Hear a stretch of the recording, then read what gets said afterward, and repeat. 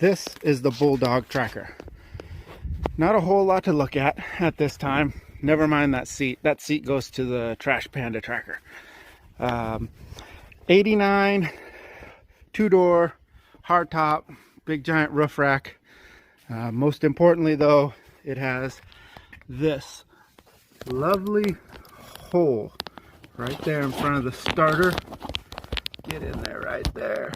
Yeah, not good. So this motor's coming out. That motor right there in the wheelbarrow's going in. Today we'll drain fluids and see how far we get on taking accessories and stuff like that off. We're gonna go ahead and delete the air conditioning and hopefully have it up and running by the weekend.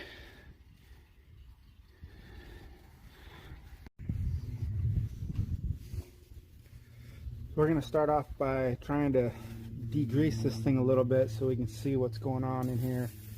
Find all our bolts, make sure we got everything we need.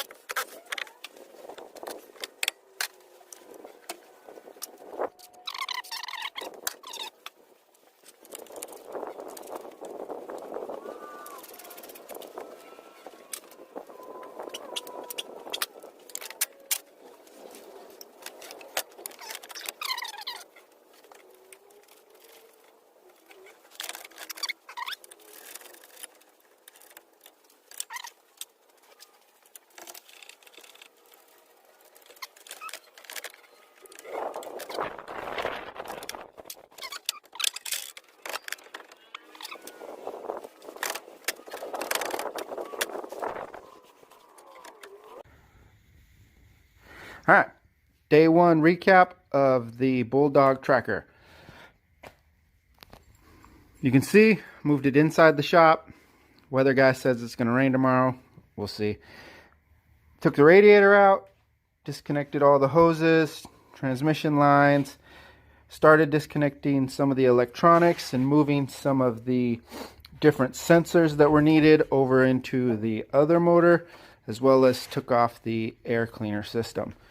So we're getting closer, and we'll give another update tomorrow. All right, getting ready to get started again today. We're going to take the starter and the alternator and disconnect those things from the wherever they need to be unconnected from. I know, right?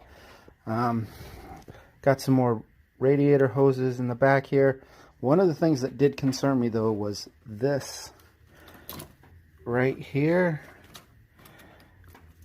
going to a ground, and then it looks possibly like a fusible link of some sort. That's not on this one.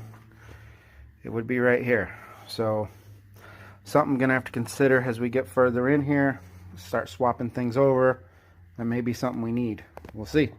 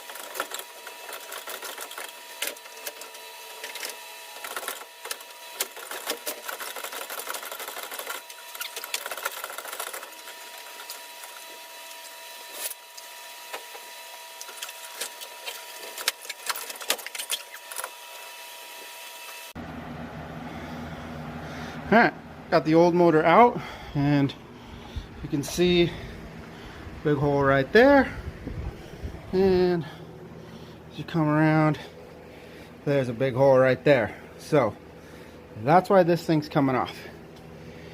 After looking at it a little further though, I think I'm probably going to take this whole section and all the top and put it onto this motor here so that all my connections will connect properly.